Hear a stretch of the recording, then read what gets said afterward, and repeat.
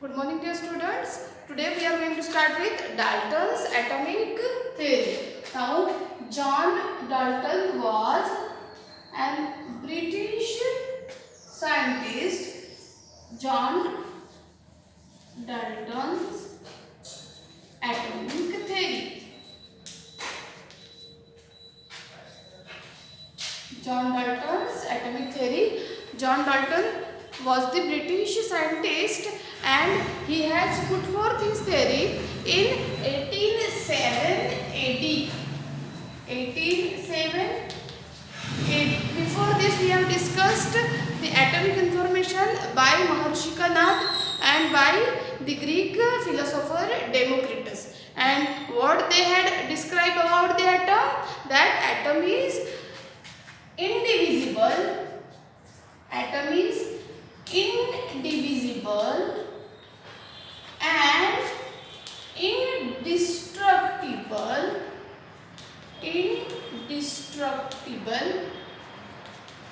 part of a substance, okay, or matter.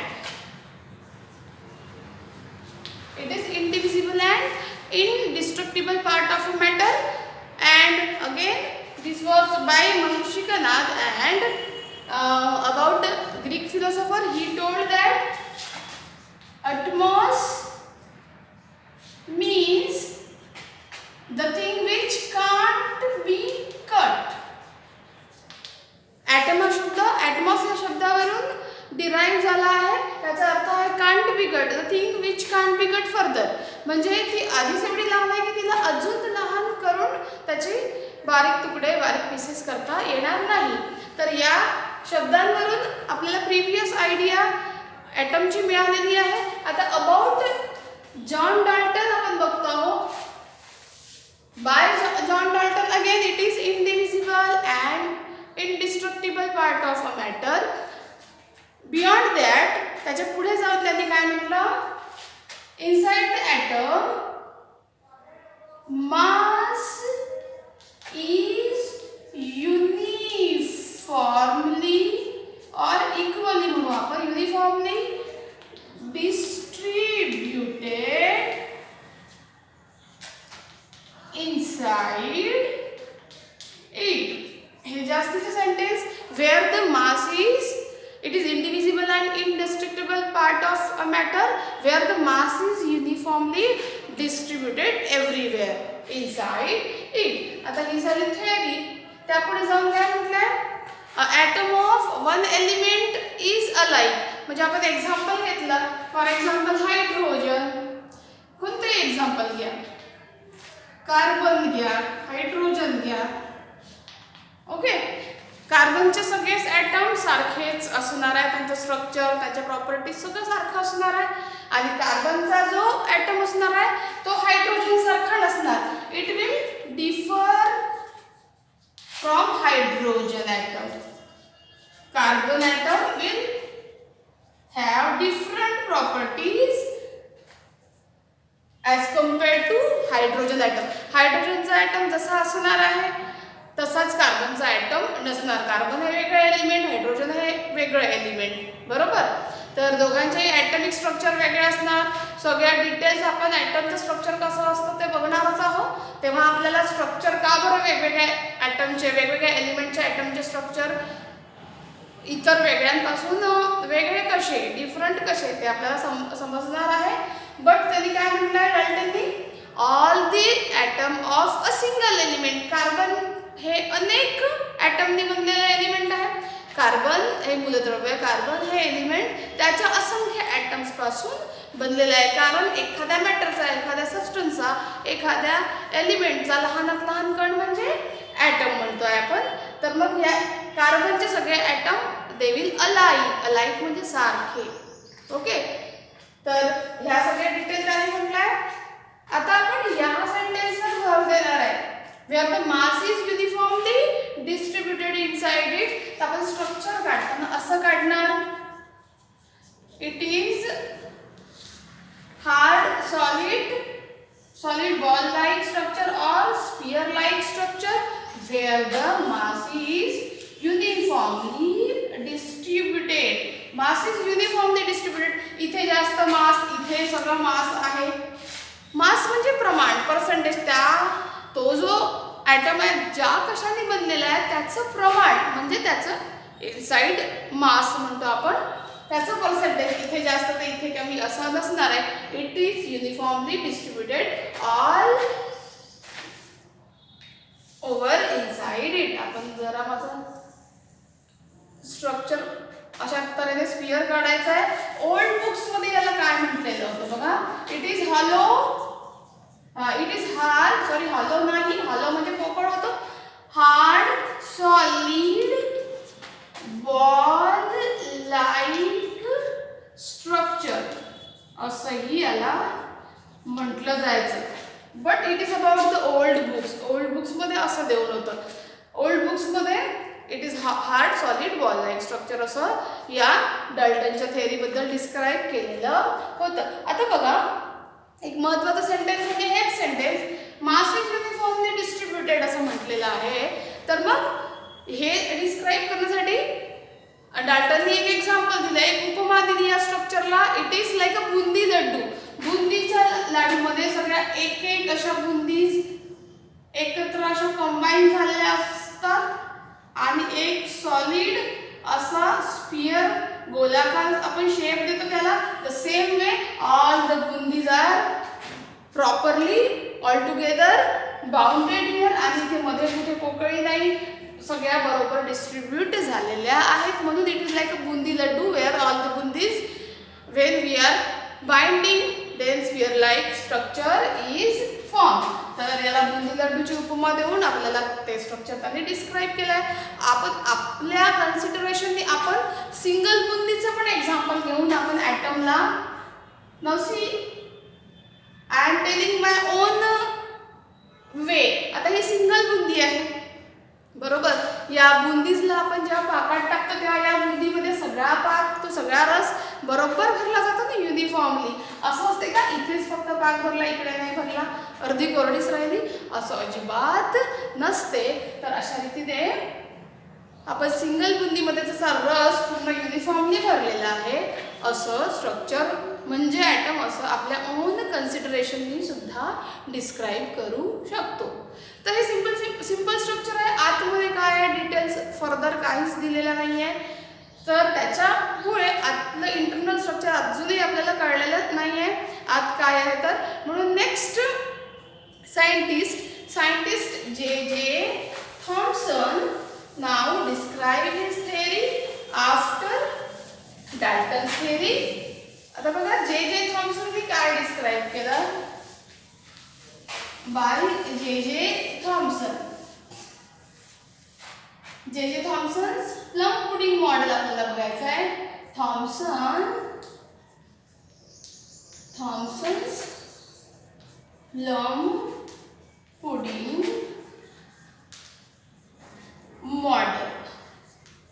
आता हेडिंगच असं आहे थॉम्सनचं प्लम पुडिंग मॉडेल. असं या मॉडेलला का नाव दिलं ते आपण बघणार आहोत. त्या पहिले जे थॉम्सनने काय म्हटलं आहे त्याबद्दल आपण माहिती घेणार. पहिले in the atom, inside the atom there is presence of negatively charge particle असं म्हटलेलं आहे.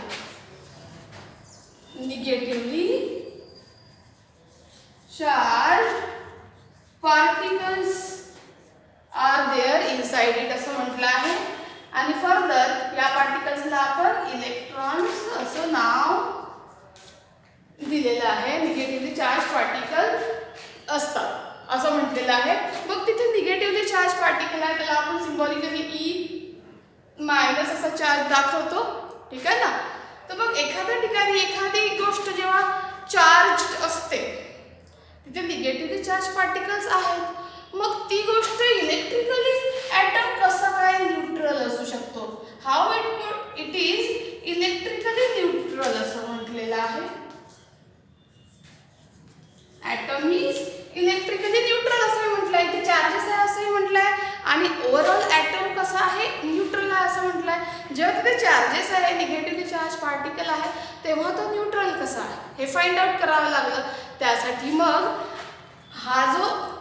हा ही जी डिफिकल्टी आहे याच्यातून बाहेर पडण्यासाठी to overcome from this problem he has describe his theory by this plum pudding model. तर त्यांनी काय म्हटलंय बघा, the atom is like plum pudding. आता प्लम पुडिंग म्हणजे काय, जुन्या काळी क्रिसमसमध्ये प्लम केक बनवला जायचा आणि किंवा प्लमनी ती स्वीट डिश डेकोरेट केली जायची. प्लम पुडिंग म्हणजे decoration, plum cake or the sweet dish decorated with the plums or the raisins, dates मनुका म्हणतो, त्याच्याने सजवलेली एखादी स्वीट डिश. तर आपण कुठलंही आईस्क्रीम घ्या, कुठलंही केक घ्या, त्याच्यामध्ये काय करतो आपण, मिश्रण घेतो. तर त्या मिश्रणामध्ये समजा एखाद्या पॉटमध्ये मिश्रण आहे तर जे डेट्स टाकतो ते असे युनिफॉर्मली असे पसरले गेले पाहिजे की नाही.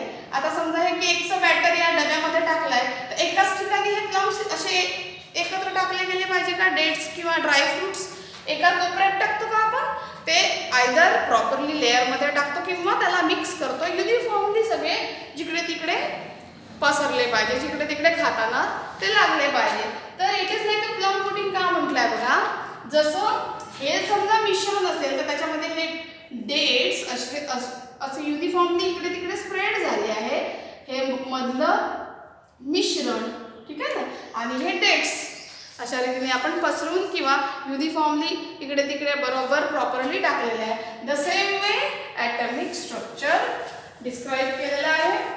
Again we have to draw the sphere. Okay, त्याच्यामध्ये पॉझिटिव्ह चार्जेस दाखवायचे आहेत and in between these positive charges negatively charged electrons are embedded.